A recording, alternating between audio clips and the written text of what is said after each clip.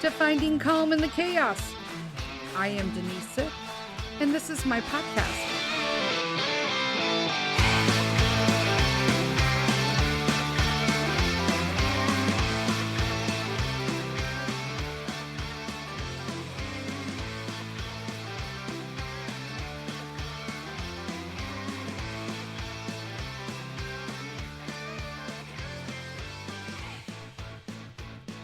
Hello, hello, hello.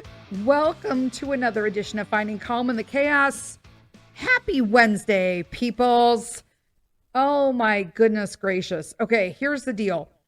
We're going to talk about something that I've been reading. I had an Audible, had a sale, and I've got a bunch of self-help books and all this like guru stuff. And because you never know what you're going to pick up, okay? And I heard this at some point in the past year. And it stuck, but it came up in some of these books again. And I don't know what they are, so don't ask me because I'm literally just like ripping through this stuff like during the day, like, and while I'm driving around in the car. But it's hurt people, but healed people, heal people. So, I mean, I don't even know where this originated, okay? But I think it contains a profound truth here, okay? And I want to put this aphorism under the microscope a little bit, okay? So that we can explore, like, there's like some deep wisdom in this. Because I kind of feel like when we say he hurt people, that it's kind of like a cop-out now.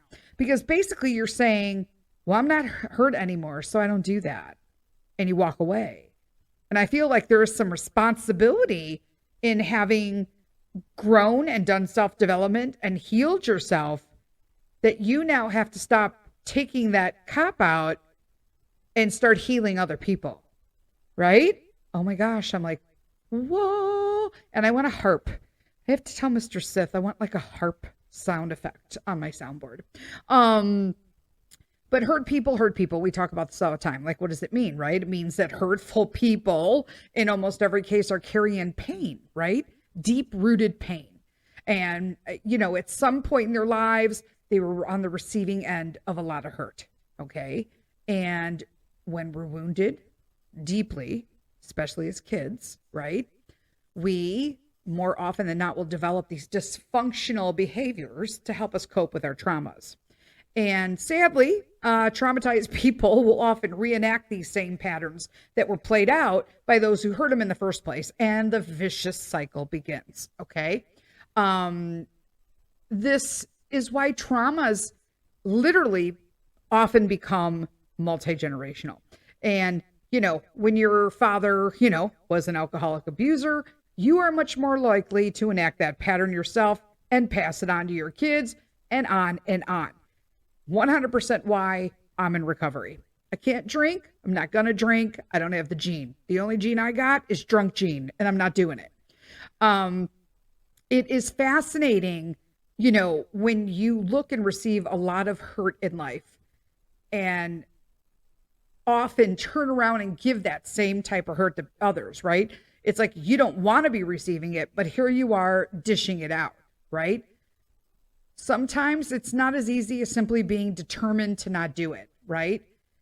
Because wouldn't people be more likely to understand how shitty it was to be hurt in that way? And therefore, like, I don't know, be more predetermined to avoid enacting that same behavior onto another person? You would think.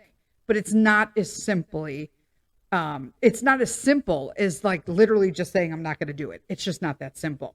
And when we are hurt very deeply, the pain sinks into our hearts, our bodies, our cellular memory. It's huge, right? It's deep. It's a deep wound. And that is all about traumas, right? Childhood traumas, life traumas.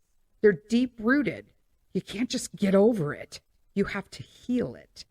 And on a deep and most often unconscious level, right? Our top priority becomes avoiding feeling that pain again. And this often is massively shaping our behavior in ways that are difficult to control. And that is, think of all the times that you're like, oh my gosh, you say something and you're like, oh my God, that's exactly what my dad used to tell me, or my mom used to tell me, and I hated it.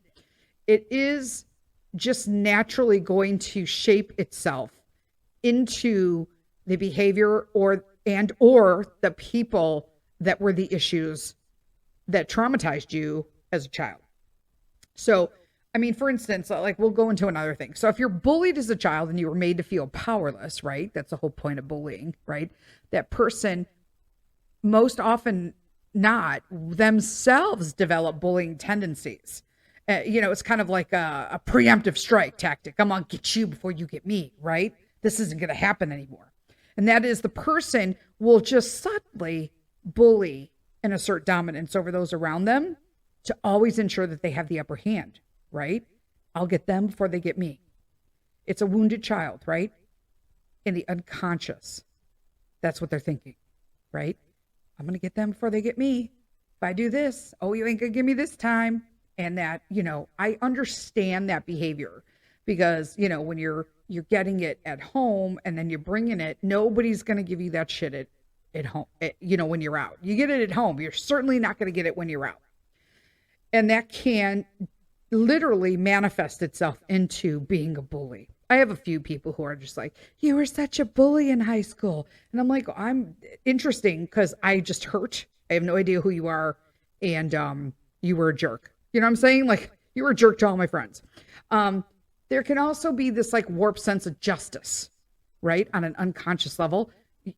People might consciously wish to avoid reenacting hurtful behaviors that were inflicted upon them, but unconsciously, they might be feeling resentful and think like, this happened to me. I had to deal with this. So other people should have to deal with this too. And then without realizing it, they're subtly reenacting the behaviors that they're wishing to avoid. This happens all the time. Hurt people hurt people. And like another example would be, so if someone is getting like no attention or emotional support from a parent of the opposite sex while growing up, okay, that person might compulsively be needy for attention and validation from the opposite sex. This happens all the time. You're attempting to compensate for a void left by a parent's insufficiencies, and then this neediness, right, leads to recklessly engaging in like dysfunctional sexual or romantic relationships, developing codependencies, overreacting to perceived inattentiveness. Okay, like you're flying off the handle and all they did was like empty the garbage. Where have you been? Oh my God. I can't even believe you told me you did. This happens with people.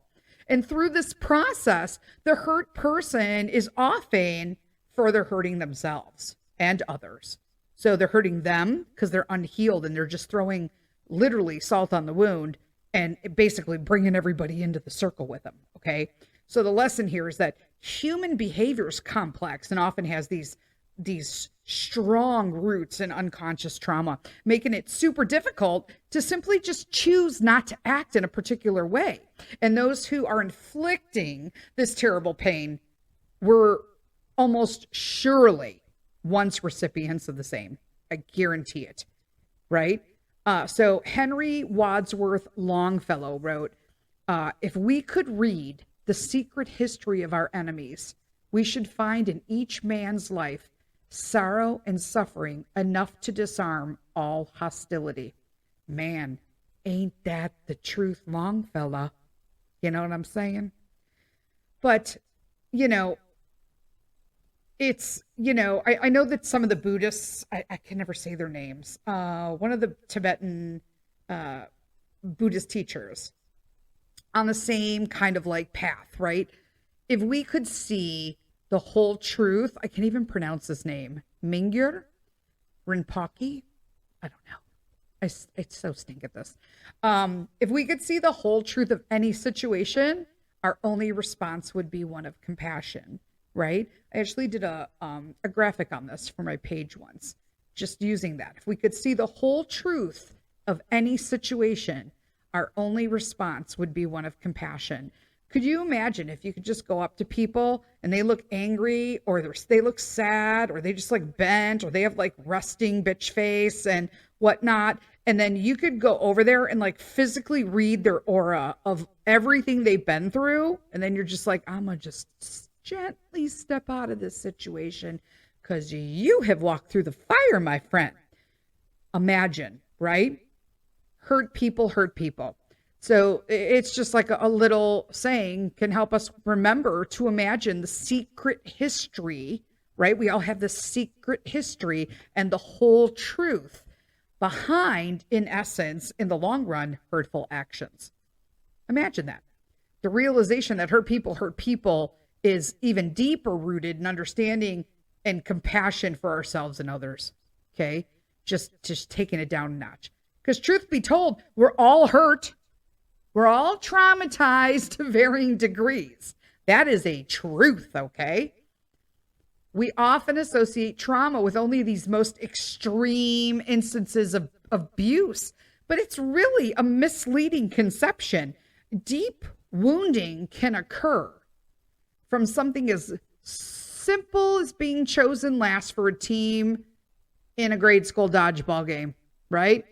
Or asking like your huge crush to prom and then getting turned down. Life hurts, you know? Life is hard. It is. Nobody said it wasn't, right? But we make it harder, okay? When we see that we're all wounded and often on a daily basis, like all unconsciously hurting each other as a result of our wounds, we can then see, right? Discover a certain tenderness for our human predicament. That makes like a better world, peeps. Right? Behind the eyes of all these supposed monsters, we can find wounded children, right? Scared, fragile, trying to avoid pain. At my worst, most miserable, bitchy shelf, okay? I always can chuck that up to all the pain I was going through from childhood. And it just manifested itself over time, and it just grew and reared its head into basically being, I was a bitch for no reason. I would go on the defense for no reason, because for exactly the reason we just discussed, that I literally would preemptively cut off any possible attack from anybody else, which in turn make me like a complete, everyone's like, I don't hang with Denise, really. She's kind of like, you know, I was kind of scared of you. You look super scary. You look unapproachable. Yeah, there was a reason for that, right? It was a super reason for that. Super, super, super reason. And that's just how it is. But, you know, we can have more compassion for ourselves when we're making mistakes. We can. We can notice when we slip up and cause harm. And instead of, you know, crucifying ourselves or denying that it happened, we can get curious about it and start digging in it. We could feel into the energies and emotions that underlie the behavior, and we can look at the parts of ourselves that are often hard to look at. Okay? And you can look at it, the places that are scary, right? With gentleness, inquisitiveness, and compassion. Because that's the only way you're going to do that. We're often acting out of fear caused by prior wounds, right? So we can then discover a tenderness for the wounded child within us who's afraid of acting out. I've talked about this in the back, trying to heal childhood traumas. You have to address and honor and recognize what you went through as a child who is super badass and got you where you are today. But now it's time to honor and put them aside because you're an adult and you can't run those emotions in your life as an adult, right? We can sit with this fear and the feelings of pain beneath it, right? We can look at these feelings calmly in the light of like this relaxed, open, you know, non-judgmental awareness. It's really difficult to do, but often when we do this, we find that the pain and the fear will begin to dissolve. It's such a beautiful feeling. And through this process, we become more aware of our emotions and the behaviors, and we are less likely to act unconsciously. Okay? There's a key there. You're less likely to act unconsciously. It's not an automatic behavior. And, we can also seek out other means of healing, right? Releasing traumas, psychotherapy, self-authoring, plant medicine work, there's a fancy name, creating art, breath work, meditation, time in nature, inner child work. I did that. I did a few of those. And there's lots of other powerful avenues that we can begin to heal ourselves and release burdens. It truly is such a relief when you do that. I've worked with a couple of those modalities and I have found great value in all of them. It's made a huge difference in my life. And I've also found tremendous value in simply learning to be the witness of my own mind and my own behaviors by observing, myself non-judgmentally. I've been able to bring many of my unconscious patterns to the light of awareness. And I found that this alone tends to initiate the process of healing unconscious wounds. And then as you continue to do that, you're gradually letting go of behaviors that are not serving. Of course, they weren't certainly not serving me, because awareness is immensely powerful.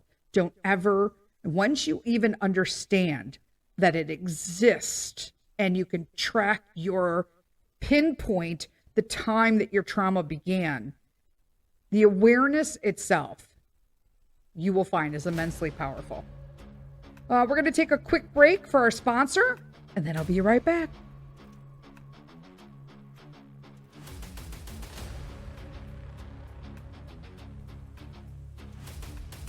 Today's episode of Finding Calm in the Chaos is sponsored by Reclaimed. Reclaimed is a one-man brand from Chicago, Illinois, specializing in handmade commercial and residential furniture and fixtures. The man behind the brand is Brian McQuaid, and the soul of his business is anchored in his handmade wood art pieces. Don't think that these pieces are just ordinary furniture and fixtures. These pieces were founded under the notion that art should be affordable to everyone. Each piece is custom designed and crafted with everything he's got, which means you're not getting a plain big box item made in mass, but a personalized, meaningful work of art that will bring compliments from whoever sees your reclaimed piece and joy with you seeing and using your piece daily. Not a single person, I will tell you, walks into my office without asking me about my reclaimed desk and end table. And they can't hang their coats without asking me where I got the cool railroad spike wall coat rack either. Brian's talents go far beyond desk tables and coat racks. Personalized hearts, jewelry boxes, flags, special occasions. It's art, folks, so the possibilities are pretty much endless. You don't have to take my word for it. You can check out the beautiful art of Reclaimed at www.reclaimedchicago.etsy.com. Again, that's www.reclaimedchicago.etsy.com. Or check out and follow them on Instagram at Reclaimed, BRECLAIMED.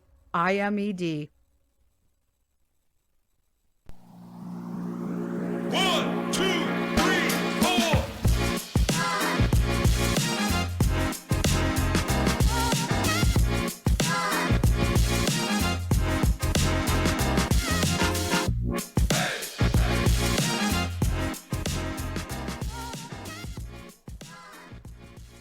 Beep, beep, boo. Hey, hey. I don't even know what that was. I felt like Steve. Beep, beep, doop, doop. Or CP, what, R2D2?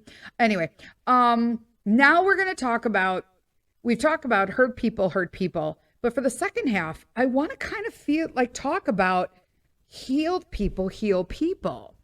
Because the second part of that adage was healed people heal people, right? And now, as I've just said, we're all hurt, right? We're all traumatized. I'm not sure anyone in the world is completely and irrevocably healed.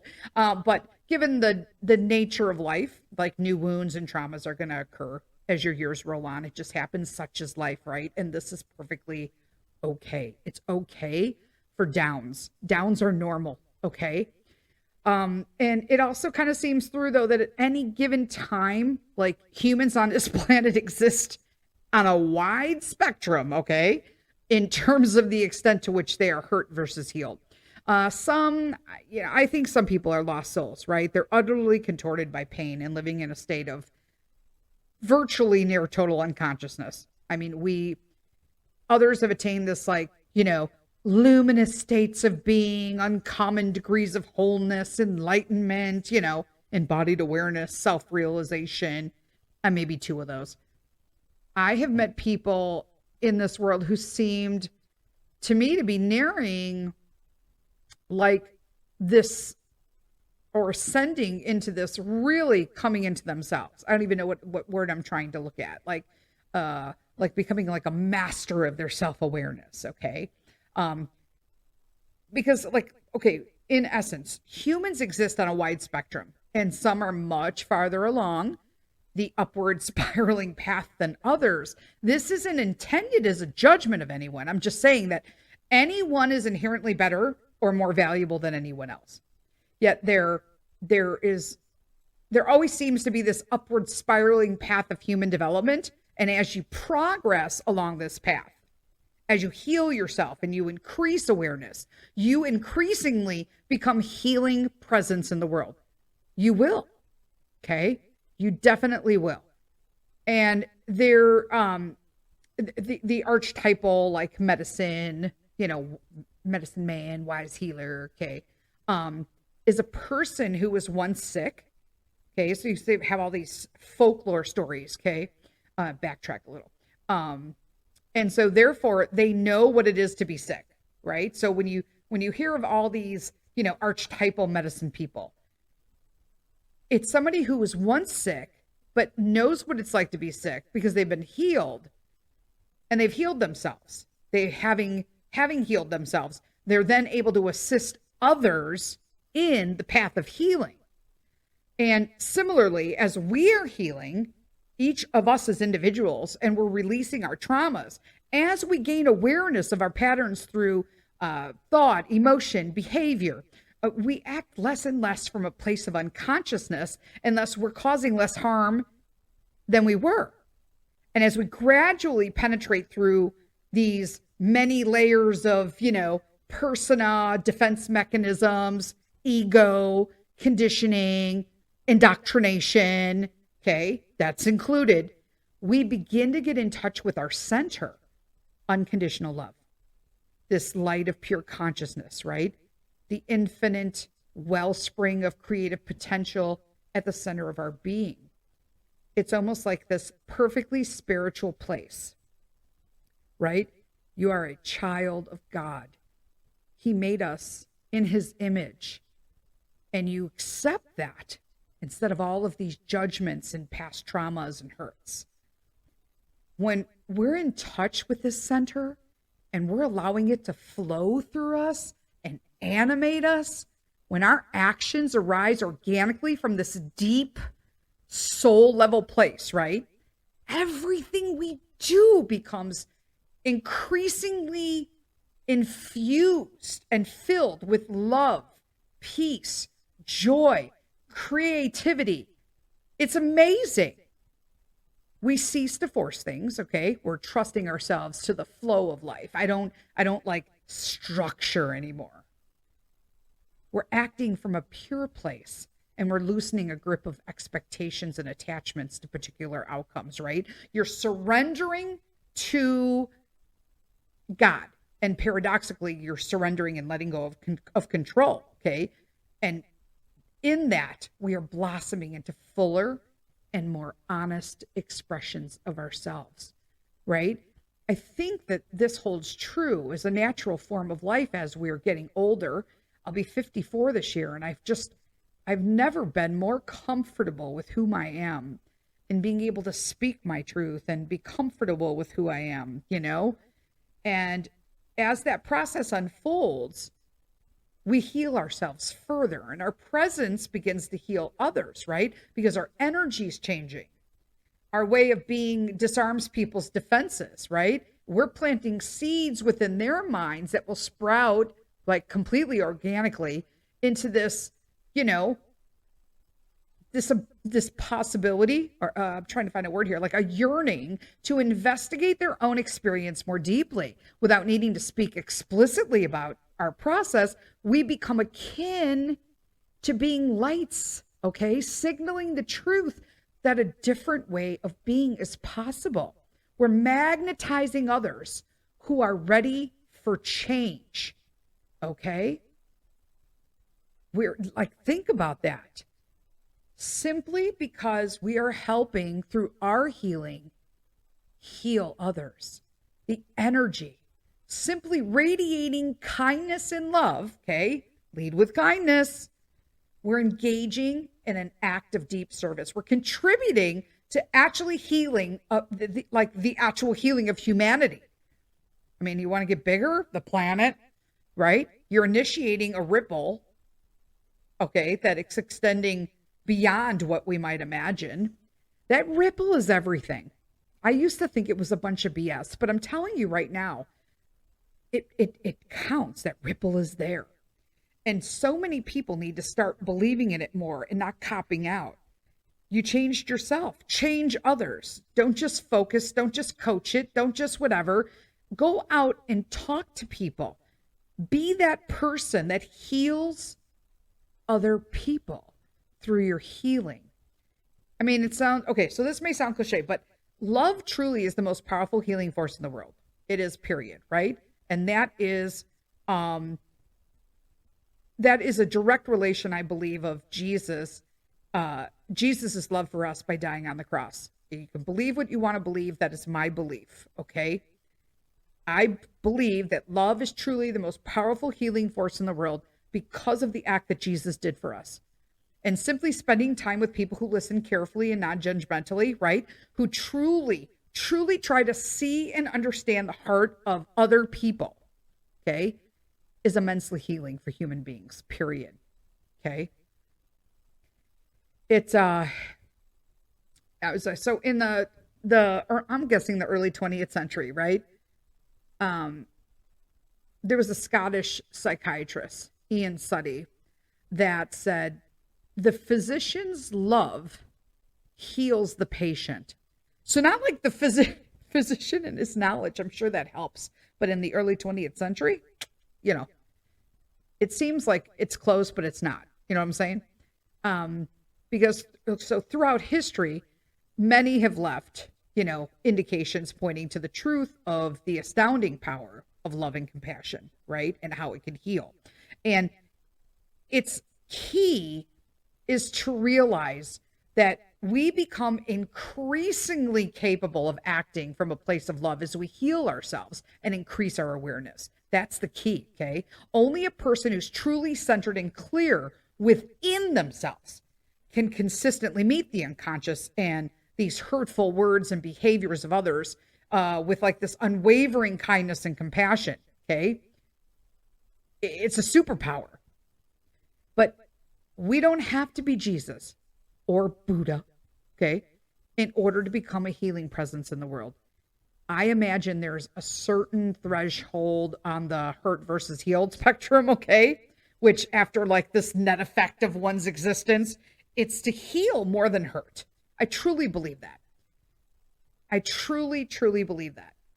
But like half jokes aside, I imagine that by now the point of this is like pretty clear, right? The more you heal yourself, the more your presence will heal others, right? And how do we do that? Well, number one, you want to let people be where they are. Hurt people, heal people, heal people.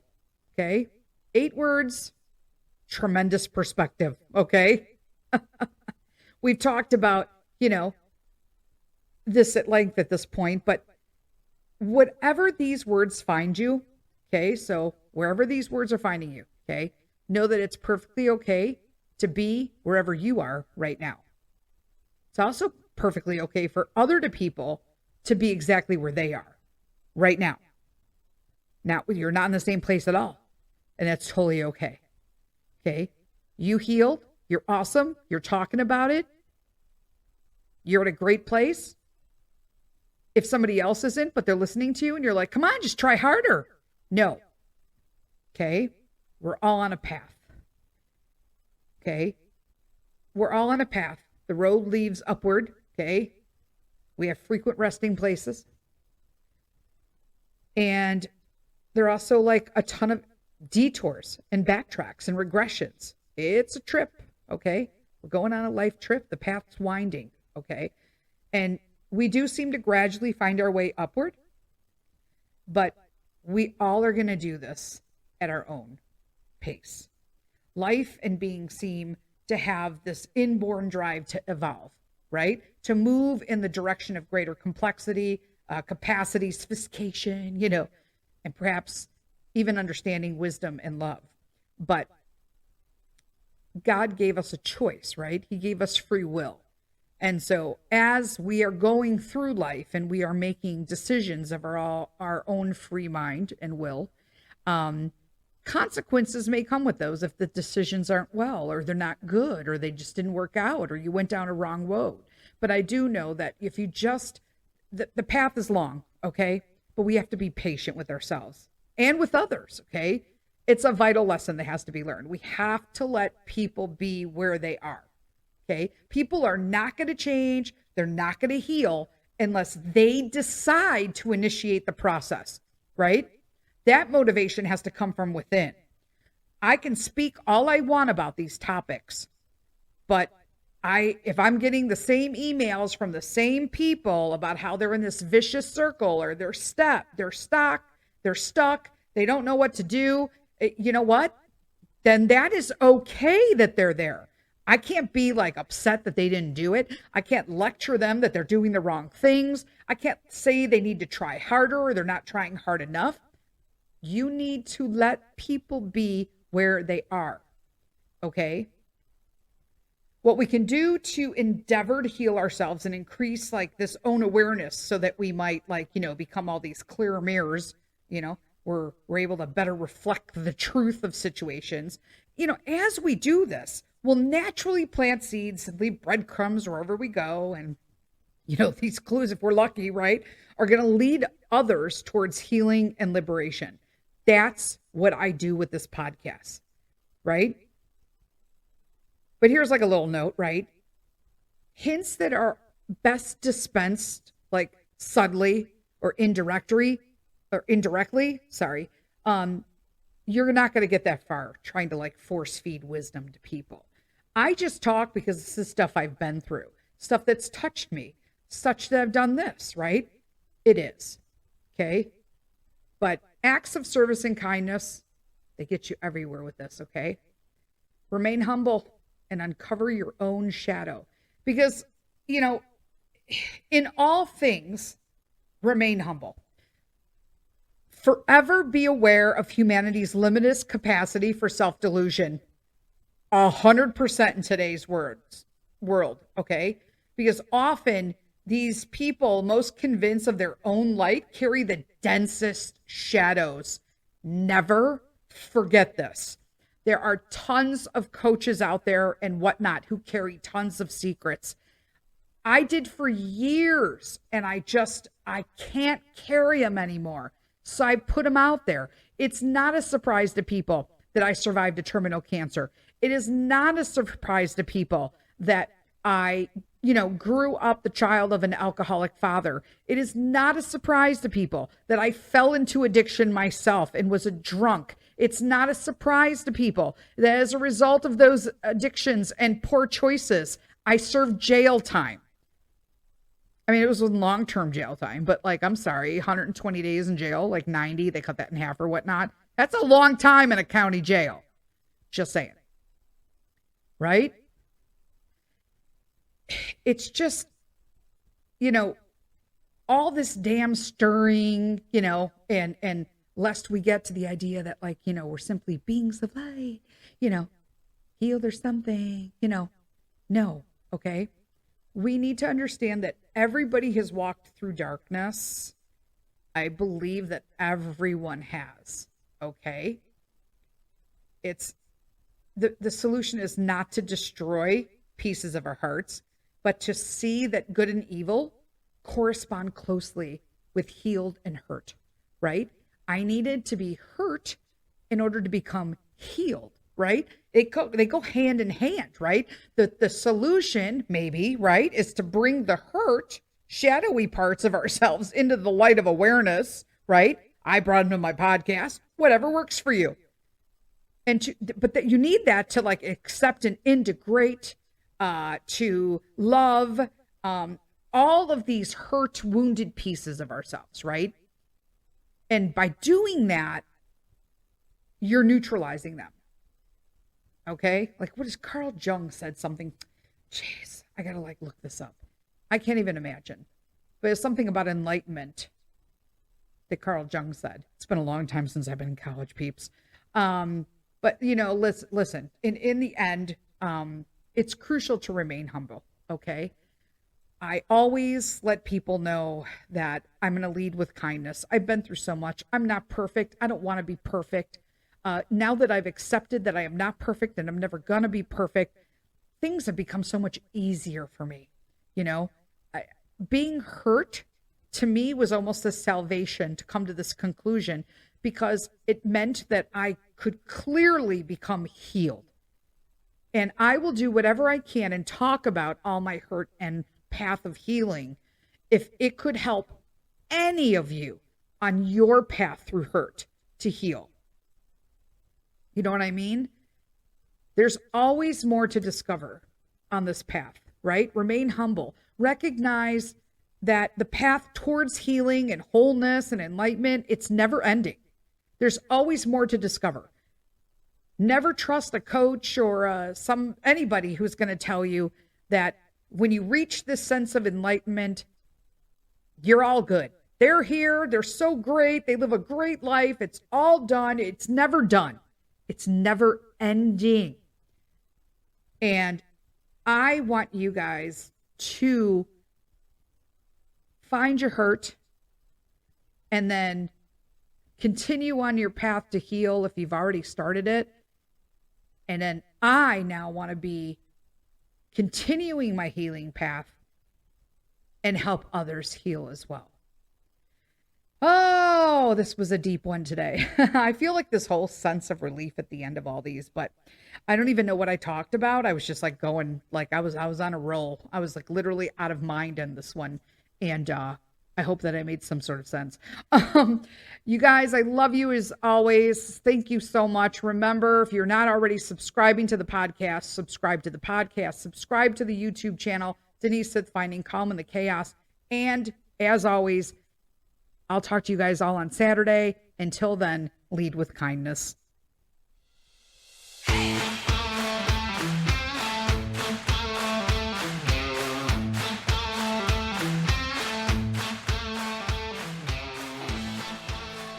Thank you, friends, for spending this time with me today. If you found some calm listening in, please take a moment to subscribe to Finding Calm in the Chaos. And just so you don't miss out on future episodes, make sure you're receiving notifications. Thanks again. Until next time, lead with kindness.